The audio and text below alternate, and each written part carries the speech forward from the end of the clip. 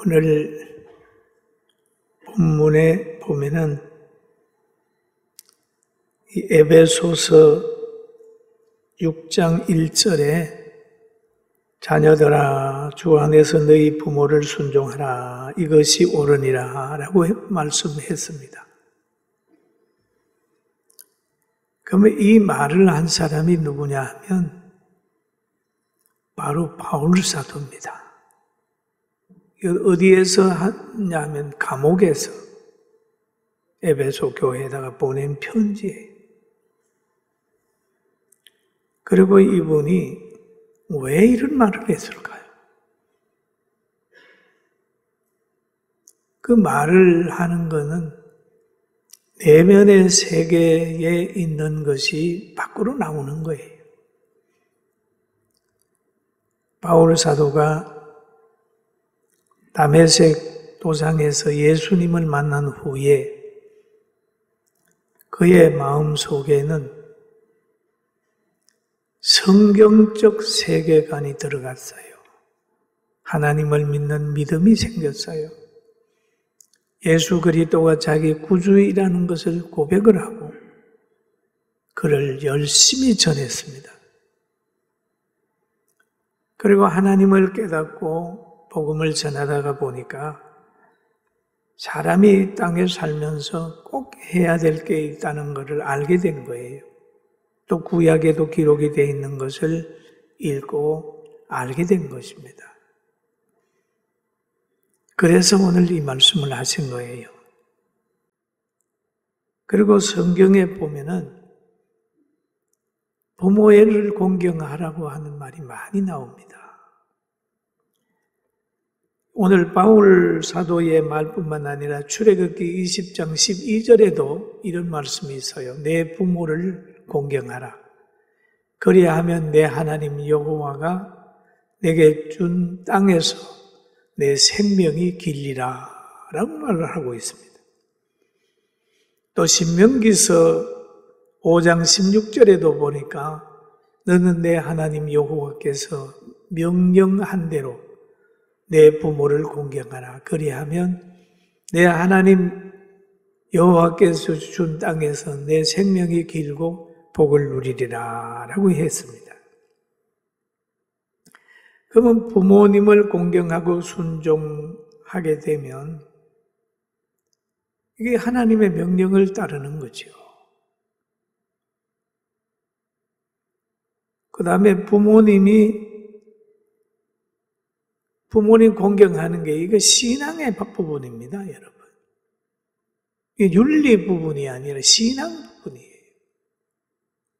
부모를 공경하는 거.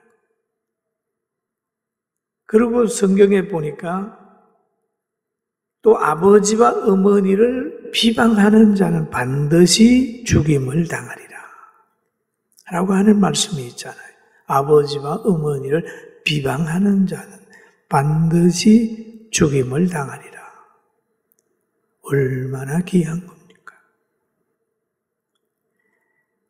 비방하고 해방하는 자는 반드시 인간으로서의 그 가치가 없다는 거죠. 살려둘 이유가 없다. 참 이스라엘 백성들에게 하나님이 주신 말씀 계명이에요. 또 마가복음의 10장 9절에 보면은 너가 계명을 안 하니 살인하지 말라, 간음하지 말라, 도둑질하지 말라, 거짓 정인하지 말라, 거짓 정언하지 말라, 속여 빼앗지 말라, 내 부모를 공경하라. 내 부모를 공경하라. 계명에 딱 넣어놨습니다. 그런데 바울 사도가 성도들을 보니까 복을 받고 장수하고 누려야 될 것 같거든요. 그러니까 효도에 대한 얘기를 하는 거예요. 자녀들아. 오늘 이 본문 속에 두 가지가 있어요. 자녀들아, 아비들아 라는 얘기를 1절에서 4절까지 쭉 하고 있습니다. 먼저 자녀들아 그럽니다. 부모에게 자녀는 하나님이 주신 선물이고 기업이고 상급이거든요. 성경에 기록되어 있어요. 시편 127편 3절에 보면 보라 자식은 여호와의 주신 여호와의 기업이요 태의 열매는 그의 상급이로다. 그런데 자녀의 역할을 보면은 젊은 자의 자식은 그 하살통에 가득한 무기 같다는 거예요. 원수와 말할 때, 담판할 때에 그 자녀로 인하여 수치를 당치 않는다는 거죠. 자녀는 부모님을 보호해야 될 의무가 있다는 거예요. 자녀는 어디에서 태어납니까? 가정에서 태어납니다. 그리고 사람을 창조할 때도 하나님께서 영광 받으시려고 창조했고 하나님께서 자녀를 가정에 탄생시키는 데는 그에게는 의무를 줬습니다. 너는 이 가정에서 잘 커서 너를 낳아준 부모에게 잘 효도해라 라고 하는 의무도 있습니다. 부모에게 준 하나님의 명령은 주의 교양과 훈계로 양육하라고 하는 명령을 하셨다면 자녀에게는 너의 부모를 주 안에서 순종하라고 하는 사명을 준 것입니다. 왜? 그것이 옳기 때문입니다. 성경의 인물 가운데도 보면 부모에게 순종해가지고 큰 사람이 된 사람이 있고 부모에게 불순종해서 자기 인생을 망친 사람이 있고 부모님이 하나님의 말씀을 떠났을 때에 불순종해가지고 좋은 조상이 된 세 종류의 사람이 있습니다. 그리고 부모에게 아주 순종한 아들이 있었습니다. 누구냐 하면 이삭입니다. 아브라함의 아들 이삭입니다. 그가 장성해 갈 때 아브라함의 마음이 이삭에게 많이 가 있을 때 하나님이 말씀하셨어요.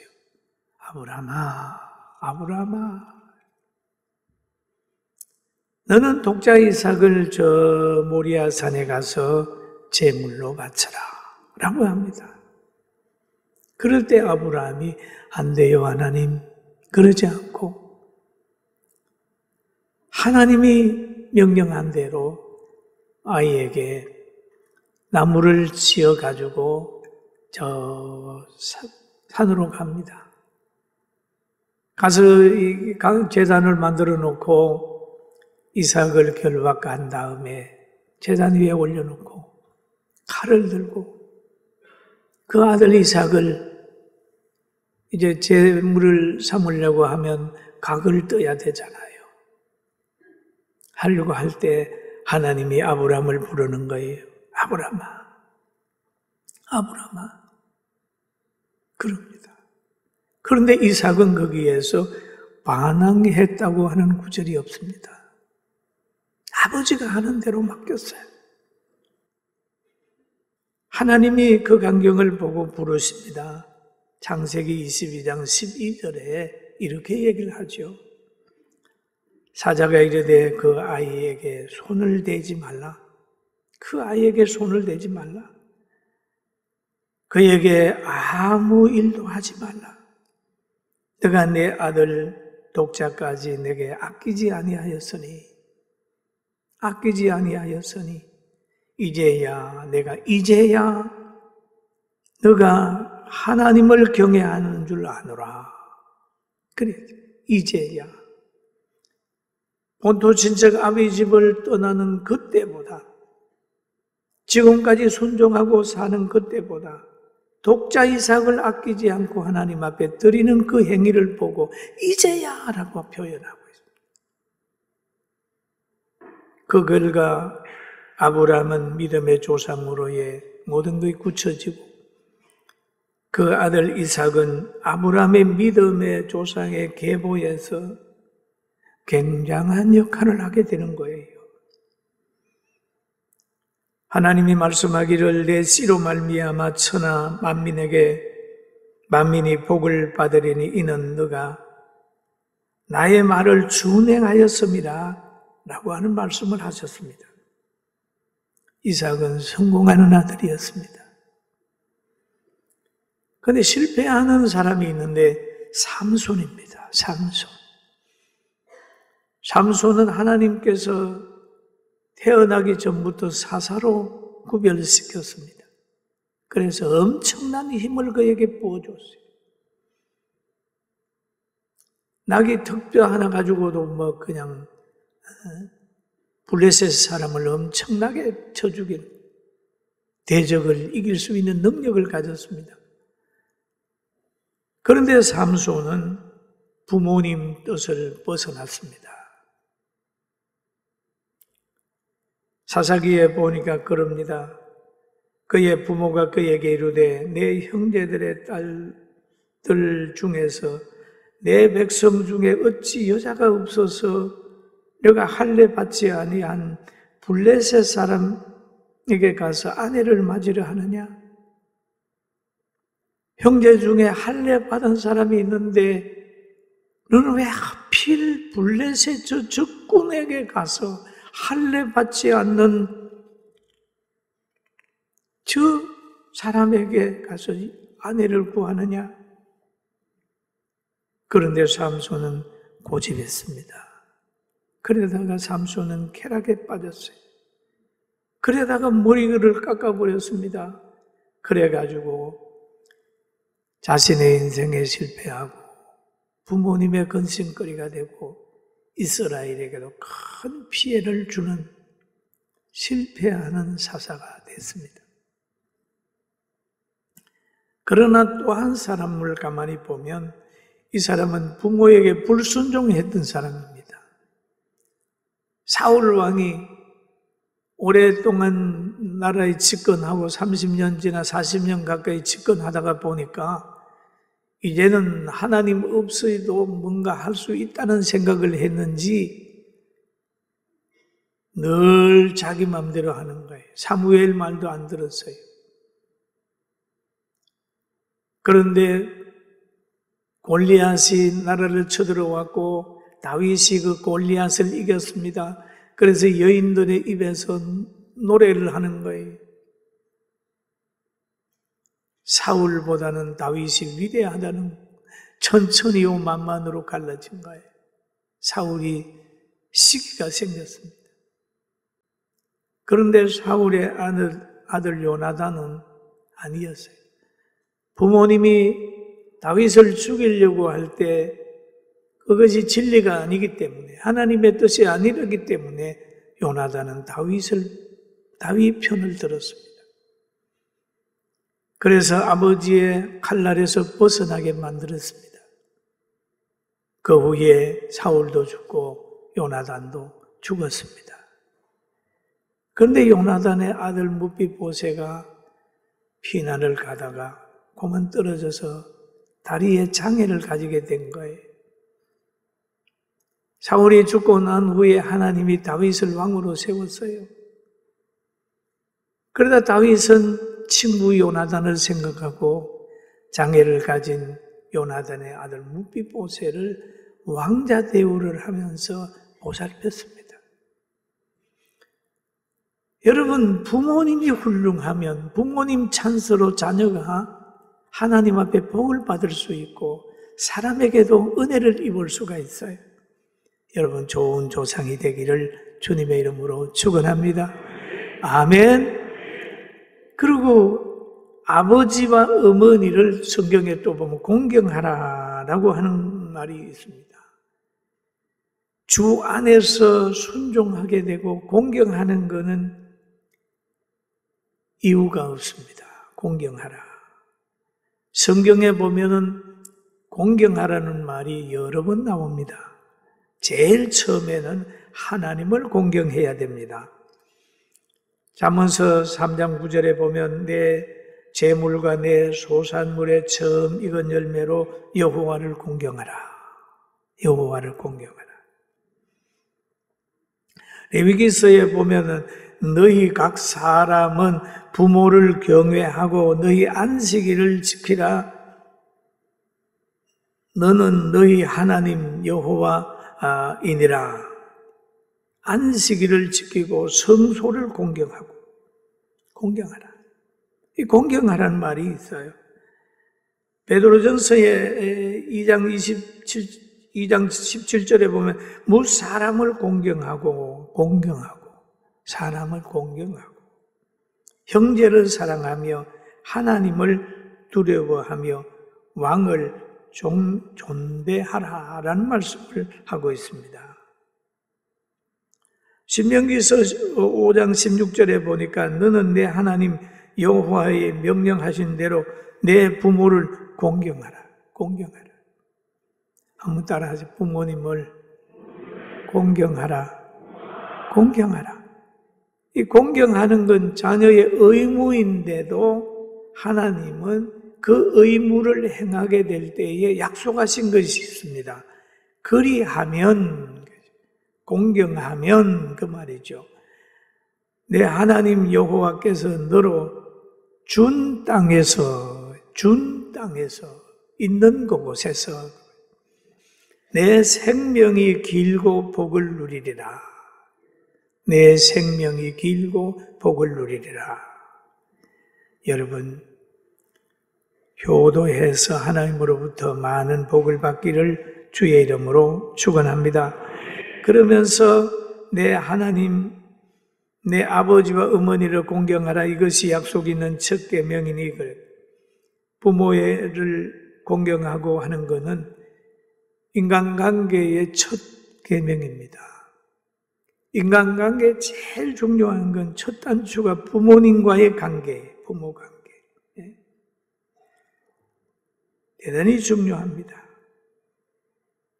그리고 우리가 이제 교회를 가정으로 생각합니다.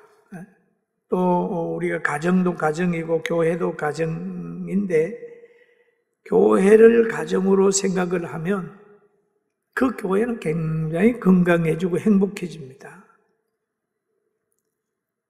그리고 성경에 보면은 백발은 면류관이다 그랬어요. 백발은 면류관이다. 저는 어려서 노인이 행복한 것을 제가 봤어요. 우리 할아버지를 제가 봤는데 우리 어머니가 참 효자예요. 효부에 정말 귀해요. 80에 시아버지가 계신데 며느리가 그래도 혼자 사는 며느리가 저 시골장에 가서 돌아옵니다. 그러면 기다리는 거예요, 할아버지가. 그러면 옆에 앉아가지고 오늘 깨 한 대박에 얼마고 고구마 1간에 얼마고 고추 1근에 얼마고 오늘 약장사가 원숭이 데리고 와가지고 뭐 했다는 얘기 이런 얘기를 합니다. 그리고 그 김 한 토 사가지고 오면 그게 한두 장 아버님 한번 드셔보세요 주면 그 생김을 씹으면서 그렇게 좋아하시는 거예요. 맛이 있어서 그런 게 아니라 새로운 정보를 대하는 겁니다. 자기 존재를 인정하는 그 며느리에 대한 애정이 푹 있어요.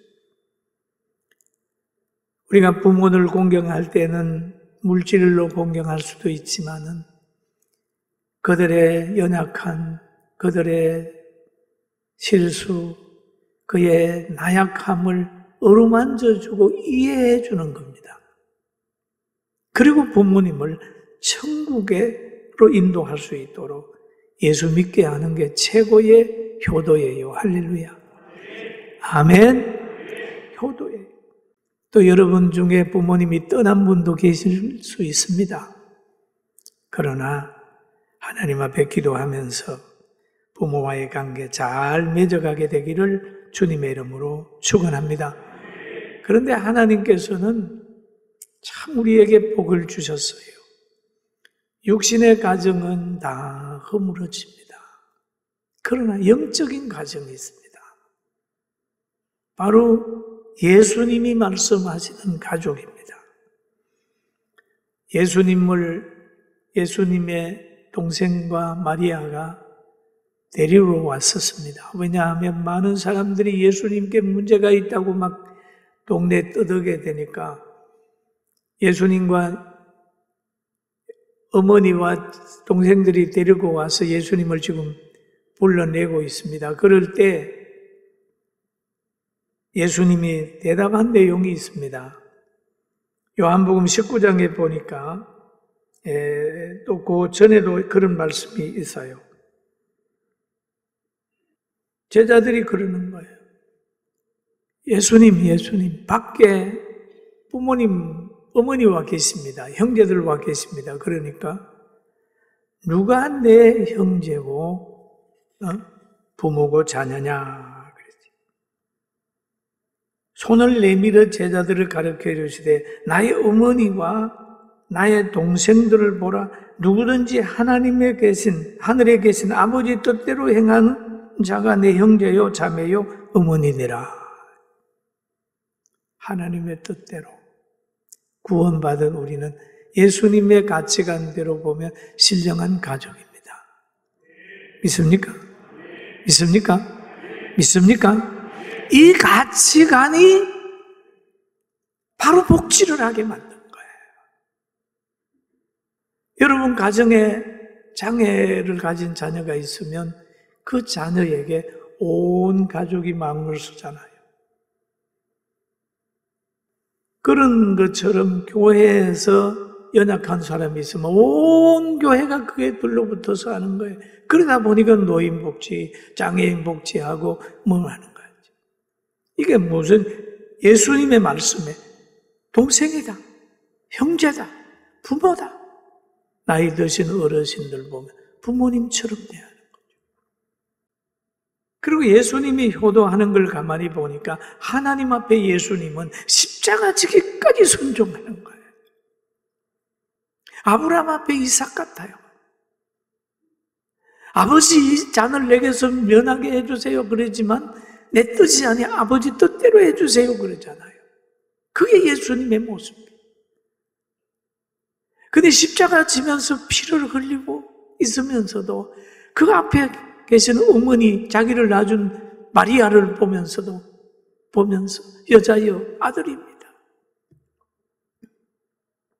그래서 자기가 떠난 후에 그 마리아의 모든 걸 염려를 해서 사랑하는 아들 제자 요한이 예수님의 어머니를 모시게 했단 말이에요. 예수님의 효도는 하나님 앞에는 죽기까지. 그리고 그 어머니를 육신의 동생들에게 맡기지 않고 수제자 사도 요한에게 맡겼다. 그렇다면 신령한 가족과의 관계가 육신의 형제 관계보다 더 진하고 아름답다는 것을 예수님이 친히 보여주신 겁니다. 사랑하는 성도 여러분, 우리는 부모로서의 의무도 하나님이 말씀하셨어요. 주의 교양과 훈계로 양육하고 자녀들을 너무